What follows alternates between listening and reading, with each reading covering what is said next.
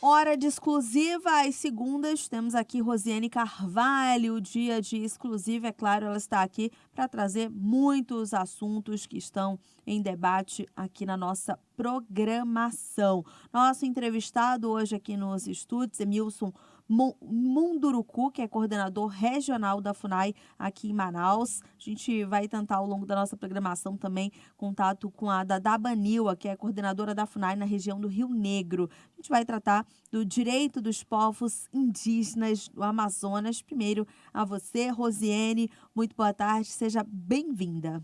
Oi, Thaís, muito obrigada. Boa tarde para os ouvintes, para as ouvintes da Band News Difusora aqui do Alta Frequência.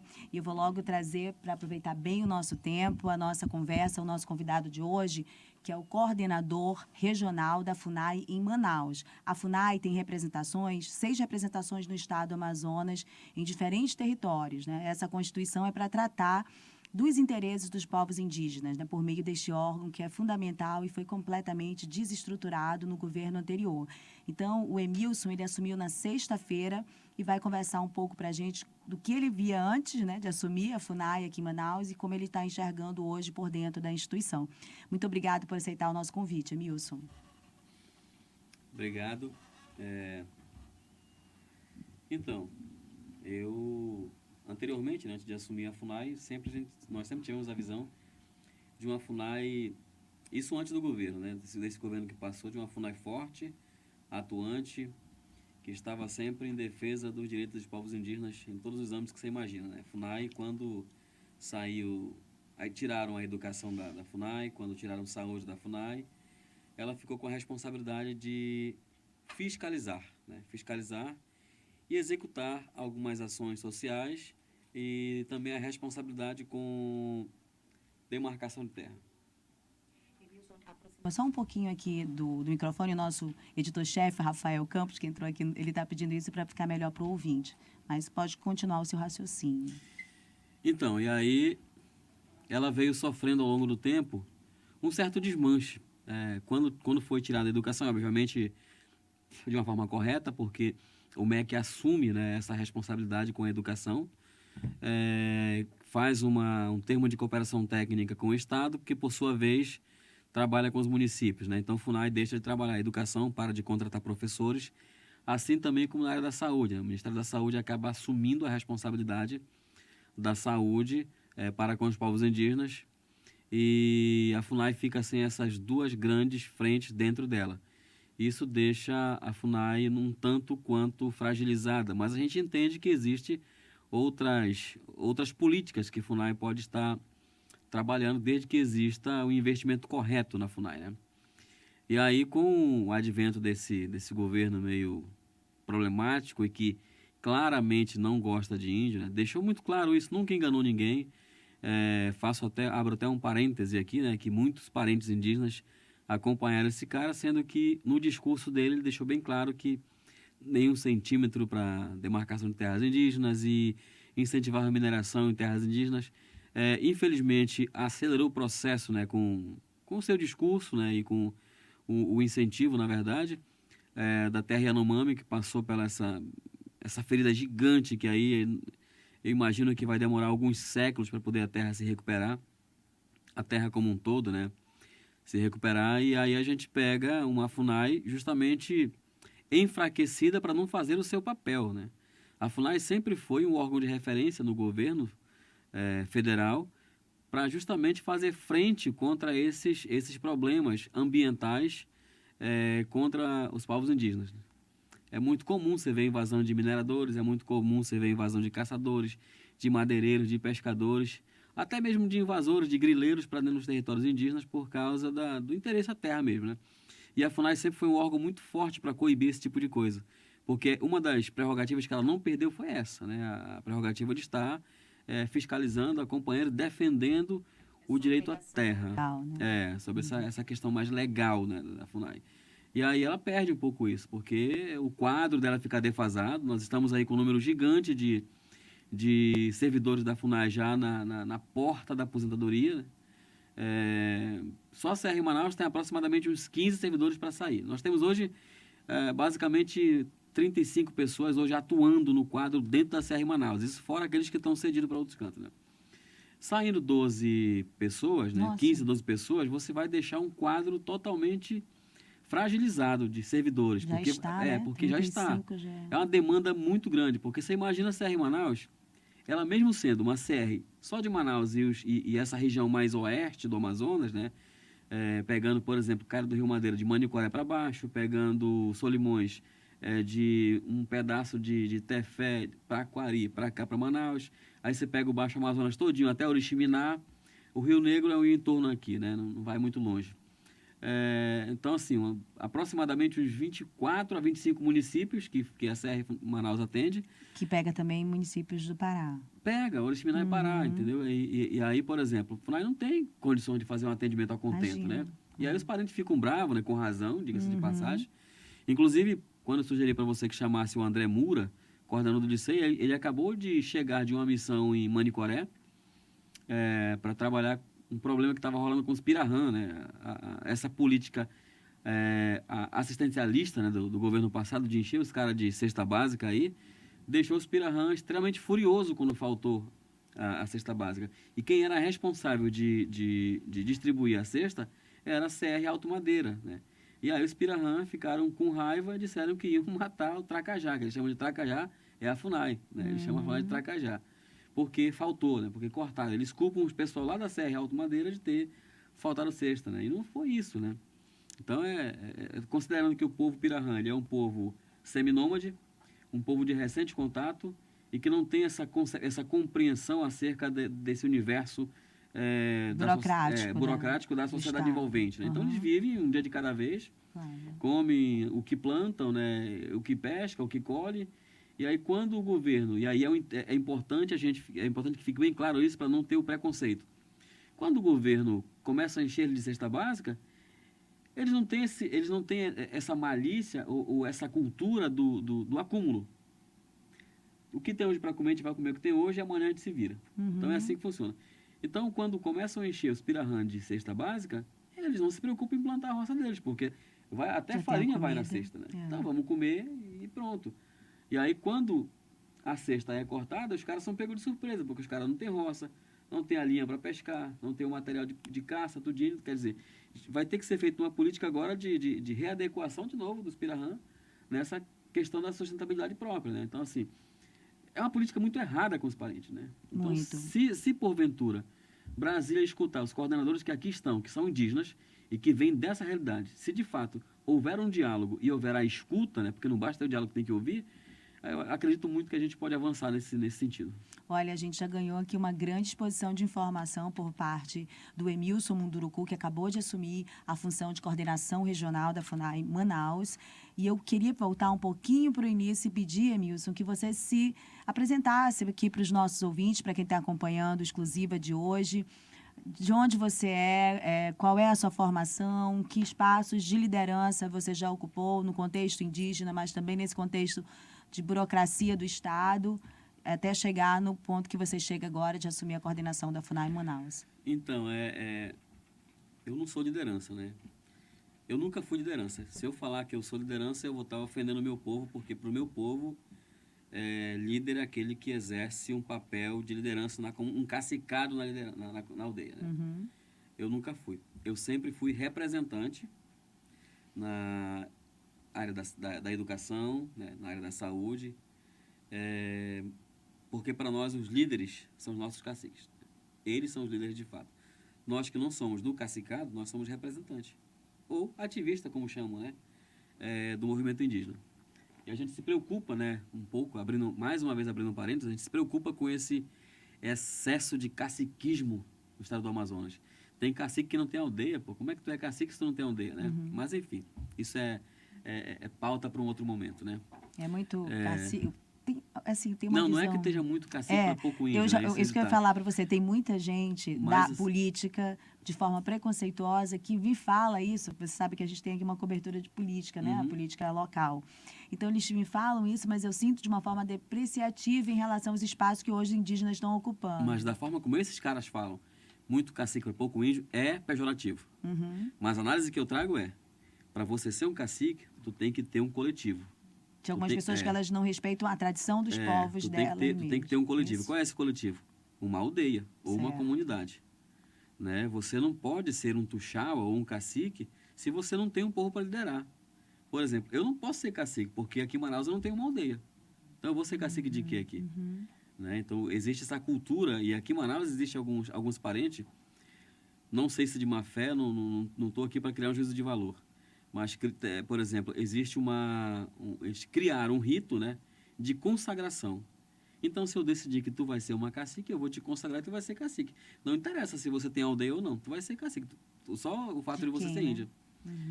Por exemplo, tem aldeias que tem 5 ou 6 caciques.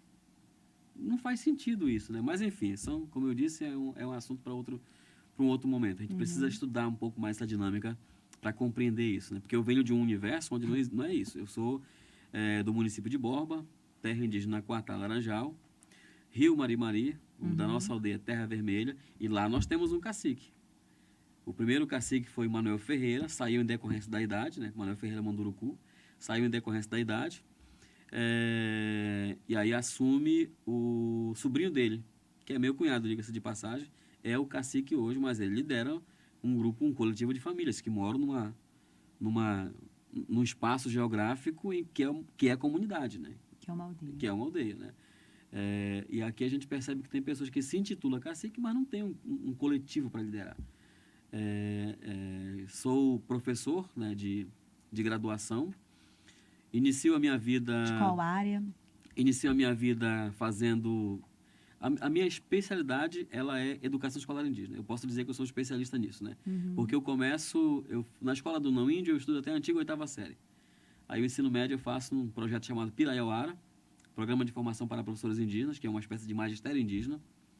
Depois disso eu faço pedagogia pela Universidade Estadual do Amazonas, uma pedagogia específica voltada para os povos indígenas, que é aquela pedagogia que tinha uma nomenclatura de pedagogia, licenciatura em pedagogia intercultural. Só que o MEC não reconheceu essa nomenclatura e aí ficou só como pedagogia, que para mim é uma das melhores pedagogias que já existiu no Amazonas e que seria muito interessante se repetisse, porque ela trabalha justamente essa amazonização do ser, né? Levando em consideração todas essas especificidades, toda essa pluralidade cultural. Então, para mim, uma pedagogia que nem essa não existe. Acho que tem que ter um programa só sobre isso, olha, a amazonização do ser. E a gente tentar se entender nisso, né? Porque tudo que a gente tem feito aqui é se desamazonizar, né? Aqui em Manaus. Exatamente. E aí, ela foi feita, mediada por tecnologia semipresencial. Os professores, só professores feras, inclusive alguns indígenas dando aula também. Filosofia indígena, antropologia indígena, sociologia indígena, tudo que você possa imaginar nesse contexto, né? E aí, eu posteriormente fiz uma especialização curta, né, de psicopedagogia institucional, e recentemente eu terminei antropologia social pela UFAM. Então, para além de pedagogo, também sou antropólogo, né, Formação. pela Universidade Federal do Amazonas. E a gente já meditou em todos esses campos que a gente falou, né? Já fui coordenador de escola, já fui gestor de escola, já fui coordenador de Cara de Rio, já fui gerente de educação escolar indígena no município de Borba, já fui presidente do Conselho de Educação Escolar Indígena do Amazonas, né? Diga-se de passagem, o Amazonas é o único estado brasileiro hoje que tem um conselho normativo e deliberativo de educação escolar indígena. Então, nós temos 2 conselhos no mesmo nível de importância, né? Existe o gabinete do secretário, existe o Conselho Não Indígena aqui, e existe o Conselho de Educação Escolar Indígena. Os 2 estão parelhos, né? Nenhum é menos importante que o outro. Isso para a gente, para o Amazonas, isso é uma vitória, porque nós, de certa forma, a gente serve de exemplo para outros estados, né? Infelizmente, a relação do próprio governo do estado com os indígenas não é uma relação tão amistosa como vocês puderam ver nos noticiários aí, né? Mas, enfim, a gente vai sobrevivendo. Já estamos aqui há mais de 500 anos, então a gente vai continuar sobrevivendo. Sobrevivemos um governo fascista durante 4 anos, a gente pode também sobreviver um governador do estado do Amazonas que não gosta de índio também, né? E é fato isso. Emilson, o seu nome para a coordenação regional da FUNAI, ele concorreu com vários outros nomes e foi a coordenação, acho que mais demorou para essa nomeação. E eu queria que você explicasse para a gente como é que ele se fortaleceu, como é que você se fortaleceu no movimento indígena.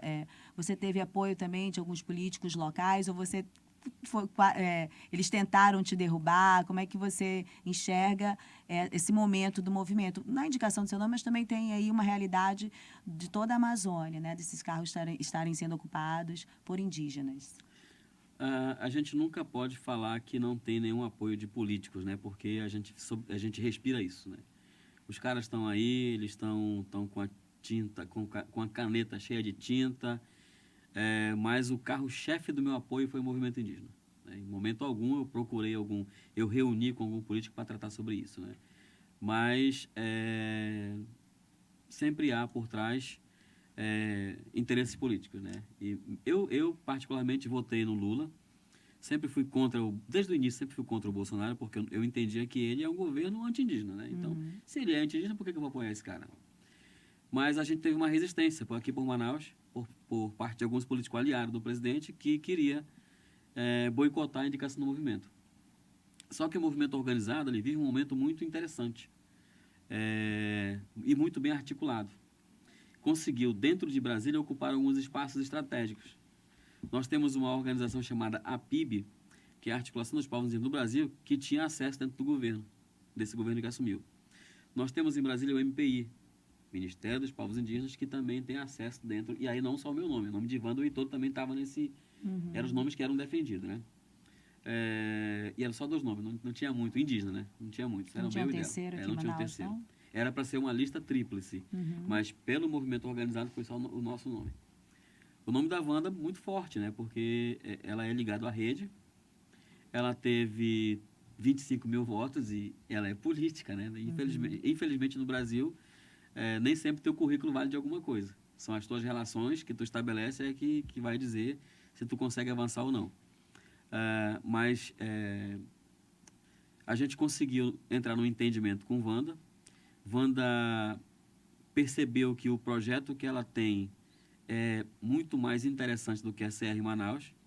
A CR Manaus ela poderia trazer um problema muito sério para ela, que poderia boicotar o projeto principal dela, que é ocupar os espaços dentro desses cenários de decisão aí, que é político, né? E aí nós conversamos e ela declina, né? E aí o meu nome vai sozinho para lá.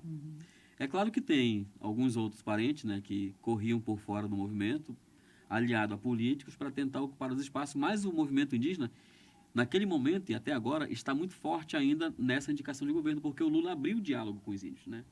Quando ele abre o diálogo com os indígenas, o movimento cresce e é ouvido. E aí o nosso nome sobrevive até o final e depois de 6 meses a gente conseguiu ser nomeado e assumimos a CR Manaus aí num momento bem complicado. É como se você pegasse uma casa, é como se você tivesse viajado e tivesse chegado de volta na sua casa e encontrado a sua casa totalmente devastada por um tornado. E assim está a CR Manaus hoje. Mas a gente vai reconstruir. Sem mobília, né? Sem água encanada, sem tudo, eu imagino. Porque você põe aqui um quadro de 30 funcionários e um território enorme para cuidar. Exatamente. Então, eu imagino que isso já é algo muito defasado. Mas você põe na perspectiva que logo 15 se aposentam. Então, realmente é algo que é um abacaxi, né? E o que é pior, o concurso da FUNAI para o Brasil é 500 não sei se 502 ou 512 servidores. Não supre nada. Nada. Me parece que não tem nenhuma dessas vagas destinada para a CR Manaus, porque, em tese, CR Manaus tem aproximadamente uns 50 servidores, só que desses 50, tem um bocado cedido, né? Estão para outras CRs, estão para o PWA, que é o Aimiri Atuari, estão para Brasília, enfim, tá? Aí, hoje, na casa, nós temos cerca de 35.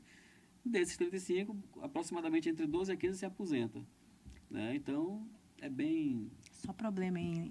Agora, você meio que colocou para a gente um pouco da perspectiva institucional, né? Do órgão que você está recebendo aqui, a desestruturação de RH, a desestruturação de atuação, das capacidades, imagino que até de mobília mesmo, né? De uma série de estruturas básicas para funcionar.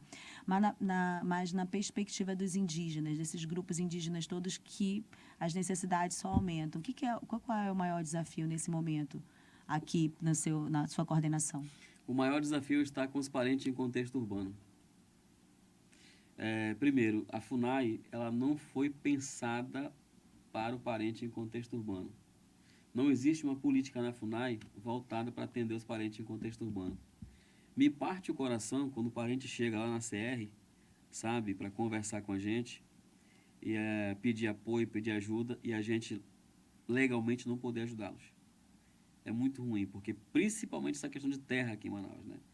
Porque nós temos que seguir a lei, a 231, a 232, que fala que os territórios têm que ser tradicionalmente ocupados, e a maioria dos parentes que estão aqui são parentes que migram, né? É claro que sempre houve a presença dos parentes aqui em Manaus, dos índios, né? Mas a dificuldade... Mas já, claro, uma migração de vários povos, A né? dificuldade, por exemplo, é o alto índice da migração dos Camebe e dos Cocama, do Alto Solimões para cá. E aí eles ocupam esses espaços, né, de terras que estão aí aleatórias, só que quando eles ocupam, aí aparece um monte de dono. E aí entra a força policial no meio, machuca os parentes, bate, sabe? Isso é muito triste, né? Eu sempre digo para eles, a gente precisa se organizar. A gente precisa começar a provocar o sistema para mudanças. Porque na verdade, desde quando se criou, primeiro foi o diretório, vem para o SPI, né? O diretório dos índios vem para o SPI, aí o SPI termina o SPI, vem para a FUNAI, FUNAI está até hoje, mas na criação, na formatação desses órgãos, né? Até pela época também, né, nunca se levou em consideração os índios em contexto urbano, porque para o sistema, só tinha índio na floresta. Quem estava na cidade não era mais índio. Só que os parentes nunca perderam essa essência, né? O sentimento de pertencimento sempre esteve lá, gritando dentro deles. Não, nós somos índios sim, eu sou tucano, eu sou ticuna, eu sou munduruku, eu sou sateré, e estou aqui, e quero ser tratado como tal. Mas ainda assim eram muito invisibilizados. O movimento dos parentes em contexto urbano é um movimento muito novo, acho que se tiver tem uns 10 anos. Então, saúde indígena, quando foi criada, ela foi criada sem ouvir os parentes em contexto urbano, porque naquela época a voz deles ela era silenciada. Até a vacinação, deles, né? ela era invisibilizada. A vacinação da Covid foi um problema, né? Porque Porque não eram tratados como prioridade. Dentro da lei não pode, né? O coordenador que for atender os parentes em contexto urbano, ele vai estar incorrendo na lei, porque ele vai deixar de atender. Porque o que vem de recurso para o DICEI, ele vem de acordo com números, porque trabalha com números, com dados, né? Com números só que esse número é feito com os parentes que estão nas aldeias. E é feito um referenciamento, um mapeamento todinho de quantas aldeias, de quantos povos, de quantas pessoas. Se tem uma instituição que tem o número exato de quantos índios tem em cada DICEI, é a saúde indígena. Porque elas trabalham com esses dados para poder ter recursos para trabalhar. E aí, se, por exemplo, ela destina X vacina, X remédio, X isso para um parente que está em contexto urbano, ela vai ter que tirar do índio da aldeia para atender o parente em contexto. Isso é um problema muito sério, porque quem é que vai ver um parente sofrendo, morrendo e não poder fazer nada, né? Então, é complicado. E daí a importância do que você falou agora, anteriormente, na sua resposta, primeira, sobre essa característica do Estado do Amazonas de vocês enxergarem o governador como um governador anti-indígena em função da falta de uma série de atenções, de canais de diálogo com essa necessidade dos indígenas na área urbana. Alguns que estão em transição, que acontece muito no interior do Estado, né? Inclusive, hoje no Ministério Público Federal houve uma coletiva sobre a situação dos indígenas Yanomami em Barcelos, mas há também os que vêm em Manaus na busca, como várias outras pessoas, de outras condições de vida que não conseguem no interior do Estado. Isso tudo tem a ver com a política estadual também para a população, né? Exatamente, né? Aí, por exemplo, aqui, a gente está falando isso, não é que nós somos contra o governador do Estado, mas é que essa declaração em que ele fala, o Wilson Lima diz que o Estado é contra TI em Altazes. Na verdade, o Estado não tem que ser contra nada, né? O Estado tem que respeitar as especificidades, o que está na lei. Se foi comprovado antropologicamente, historicamente, arqueologicamente, que aquele território dos Mura, por que não demarcar? Por que ser contra? Muito bem, o Emilson está trazendo aqui uma fala que é a respeito da situação da polêmica, vou colocar polêmica, mas é uma palavra muito pobre, né? Sobre a discussão e a pressão que acontece sobre os indígenas Mura, na terra indígena Urucurituba e, eu esqueci o outro nome da outra comunidade, Soares e Urucurituba. Eles buscam há muito tempo, há quase 20 anos, a reconhecimento, a sua demarcação, há uma demora da FUNAI nesse sentido, há processo já em tramitação, mas há todo um investimento da Potássio Brasil, uma prospecção de potássio, o interesse, né, dos políticos e agora do governo Lula também em relação a essa exploração, porque ela é potencial, né, para a área da agricultura, de fertilizantes, e é esse embate entre políticos e interesses indígenas, e o que está segurando um pouco isso é uma atuação técnica e jurídica muito competente, né, do Ministério Público Federal nesse ponto específico, e também da juíza Jais Afrache, assegurando direitos indígenas, né? E o Emilson acaba de fazer uma citação sobre uma declaração, o governador tem várias outras declarações de outros políticos a esse respeito. A FUNAI, a coordenação da FUNAI em Manaus, ela participa em que ponto dessa questão? É a jurisdição da FUNAI, da Manaus, né? Então, ela participa totalmente disso, né? Porque é ela que é a competência da FUNAI. Garantir os direitos dos indígenas nessa região. Parentes, Houve uma visita técnica recente, mas já de uma equipe de Brasília, né? Que está o processo de demarcação. Qual é a participação da coordenação da FUNAI aqui, especificamente nesse processo de demarcação? Eu não sei te explicar em detalhes qual é a participação, porque nessa época eu não estava coordenador. Eu estou com poucos dias na coordenação. Mas vocês são um canal de interlocução quando esses indígenas Mura procuram... Mas nós somos o canal de interlocução para denunciar desses ameaças, por exemplo. E a nossa preocupação é que o discurso de alguns políticos está colocando a sociedade, os munícipes de Altazes, em rota de colisão com o povo Mura. E o povo Mura não está, sabe, não está... O povo Mura não está travando no empreendimento, né? O povo Mura está estudando, analisando, e tem o tempo deles, né? Para ver de que maneira isso pode... Eles podem fazer parte desse processo, né? O povo Mura sempre é um povo do diálogo. As pessoas aqui entendem, que interpretam mal, se aproveitam disso às vezes para ganhar mídia, sabe? Para ganhar cliques, para ganhar likes aí, e acabam falando que não é para ser falado. Mas o povo Mura está lá, tranquilo. A única coisa que eles querem, demarcação do território deles. Essa questão da potássio, eles estão estudando, né? Entre eles. Isso é uma questão que tem que ser respeitada, porque é lei. A lei da consulta livre prévia informada, a 169 da OIT. A hora que eles se sentirem preparados para dar a resposta, eles vão dar. Se sim, sim, se não, não. É uma decisão deles, né? Que compete a eles. A gente sabe que é de interesse nacional, né? A mineração lá, mas nós, enquanto FUNAI, sempre vamos defender os interesses dos parentes. Se eles falarem, a gente aceita. O que a gente pode fazer é orientar a melhor maneira possível para ver a compensação que eles merecem. Se eles falarem não, a gente vai estar do lado deles também. Agora, Emilson, é interessante que nesse contexto nacional do enfrentamento, pelo que é previsto na legislação e contrário aos interesses de políticos, a gente viu algo muito recente na figura do presidente do IBAMA, do Agostinho. Ele, com essa mesma convicção, atuou na sua compreensão do que estava correto, né, diante do que é legal. A Petrobras teve umas 8 chances, muito além do que é normal que o IBAMA conceda na questão do Foz do Amazonas. Não fez os ajustes necessários solicitados pelo IBAMA e teve uma negativa da exploração lá. Na sequência, o Agostinho sofreu uma forte pressão de tudo que é lado. Então, como é que você enxerga essas possibilidades de pressão também sobre esses interesses, né, que são grandiosos em relação a Altazes? Eu não estou sozinho. Eu tenho COIAB, eu tenho a PIAN, eu tenho o SIM, né, e tenho os parentes do nosso lado. E a gente vai sempre defender os interesses deles. O movimento indígena. Eu fui colocado pelo movimento indígena e vou respeitar a decisão do movimento indígena, né? Se isso acontecer diferente, a gente não fica, porque o próprio movimento indígena tira a gente, porque nós fomos colocados para defender os interesses do povo indígena, estando no governo. Agora, eu queria que você falasse um pouquinho também, a gente já está nos últimos 6 minutos do programa exclusiva, sobre o marco temporal. E a gente teve uma votação aqui da bancada do Amazonas na Câmara, que foi metade, né? Eu posso até repetir o nome de quem votou a favor do marco temporal lá na aprovação na Câmara dos Deputados e está indo para o Senado. Então, eu queria que você explicasse para a gente como é que vocês estão se posicionando, que tipo de busca de apoio vocês estão coordenando também, e como é que você pensa essa questão da aprovação do marco temporal? No marco temporal, nós não estamos coordenando, né? Nós estamos acompanhando. Certo. Mas quem está coordenando, na verdade, são as organizações indígenas. A PIB, COIAB, a PIAN, que estão se manifestando contra, né? Como nós temos eu diria que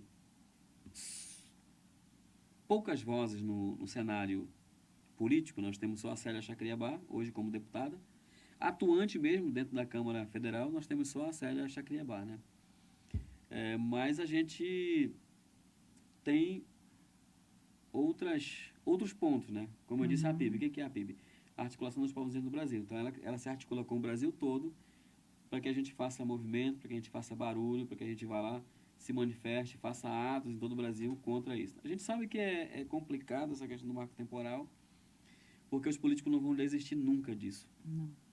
Por mais que a gente consiga sensibilizar o STF para que eles não aprovem o marco temporal, a gente sabe que daqui a 2, 3 anos vem de novo com outra nomenclatura, com outro número, né, enfim, ele vai vir de novo, né? E a gente tem que sempre estar preparado, e nós temos que, quanto mais a gente conseguir protelar esse marco temporal, para a gente conseguir se calçar politicamente, para a gente é melhor. Eu acredito muito que agora, no próximo pleito na eleição federal, a gente consiga fazer, no Brasil, uns 10 deputados federais. Indígenas. Eu estou muito confiante nisso, né? Porque nós temos hoje uma estrutura para trabalhar isso. E a gente precisa contar com a compreensão do parente que é necessário a gente ocupar esse espaço através do outro. Né? Eu, Emilson, não posso ser o cara para estar naquele espaço, mas eu posso votar num parente que eu confio, que eu acredito que representará a minha voz e meus interesses lá dentro. Nós temos, por exemplo, parcialmente, só em Manaus, na cidade de Manaus, aproximadamente uns 50 mil indígenas. Se for analisar, por exemplo, só o povo ticuna, são mais de 80 mil indígenas. Só o povo ticuna. Aí você vai, Cara do Madeira, Cara do Rio Negro, Baixo Amazonas, todo dia a gente consegue eleger, pelo menos a gente tem que conseguir eleger. Né? Pelo menos um deputado a gente tem que conseguir eleger federal. Se o Amazonas conseguir colocar um deputado federal, acho que a gente já consegue contribuir nesse processo de resistência. Porque o marco temporal ele é um ataque violento, na verdade não é contra os povos indígenas. É isso que eu queria que a galera entendesse. Esse ataque não é só contra os povos indígenas, é contra a humanidade.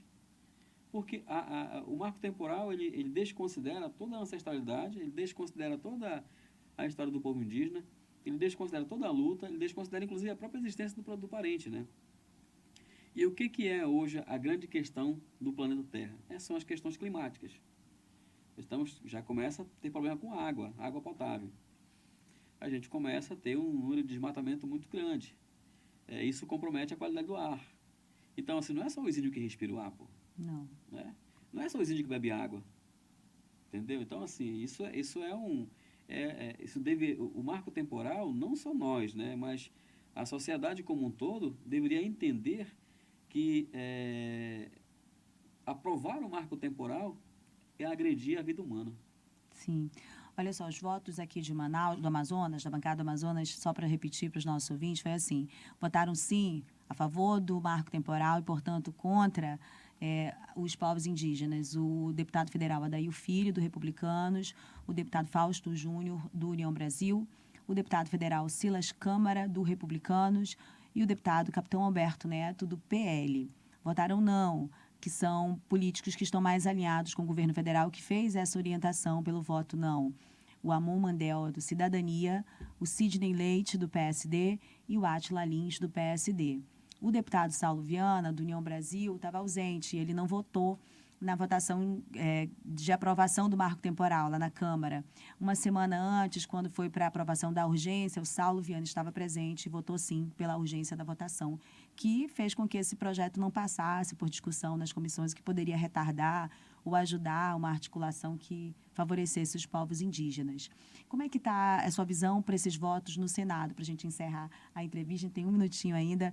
Do senador Omar já declarou, né, que será contra o marco temporal. Não tem posicionamento claro a respeito do senador Eduardo Braga, e vejo que pesquisadores e muitos indígenas que eu já ouvi entendem que o Plínio Valério, assim, nem querem tentar, porque acham que ele não tem como reverter o voto dele. Assim, eu fico triste porque esses caras, eles atacam as aldeias para trás de votos, né? Silas Câmara, através de suas igrejas, porque as igrejas estão nos territórios, né? O Silas Câmara é um cara muito inteligente. Ele criou um curral para se manter. Criou um curral para se manter, né? As igrejas. E elas são, a gente acompanha de perto isso, e os membros são obrigados a votar nesse cara. E eles estão defendendo os interesses de quem patrocina eles, que são os empresários. Para mim não tem outra explicação. Eles estão lá defendendo o voto do marco temporal, a favor do marco temporal, para que isso aconteça, porque quem são os mais interessados? Né? São os fazendeiros, os mineradores, os grileiros, enfim, são essa galera aí. E quem está por trás desses caras aí é os empresários, né, que elegem eles. Estão defendendo o interesse do financiador deles. Muito bem, Emilson, muito obrigada por essa primeira entrevista para a gente aqui na Band News Manaus, e já esteja convidada a voltar, porque eu tenho certeza que daqui para frente você terá muitos assuntos para tratar a respeito, né, da FUNAI. Como diz o Marivel Tubaré, tamo junto. Verdade. Um abraço para o Marivelto quando ele assistir esse programa, quando tiver sinal lá onde ele está. Certo. Obrigada, Rosiane. Obrigada, Milson.